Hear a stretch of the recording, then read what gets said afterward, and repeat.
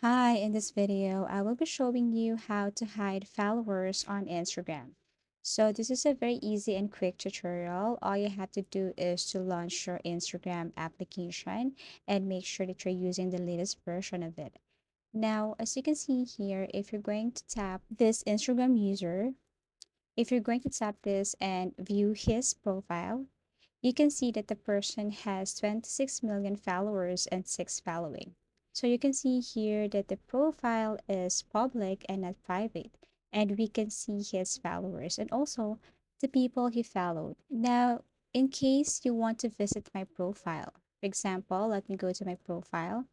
And because my profile is public, so if you tap followers, you can see all the people I have followed on Instagram. Now, the question is, how am I going to hide the people I have followed on Instagram, especially to the strangers out there? So, you just have to go to your settings and privacy and then scroll down, go to account privacy. So, you just have to turn this one on, switch to private account, click switch to private. And that's the best way to hide your followers list on Instagram.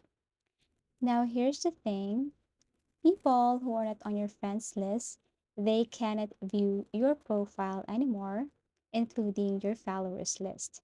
But your followers on Instagram can still see your followers list.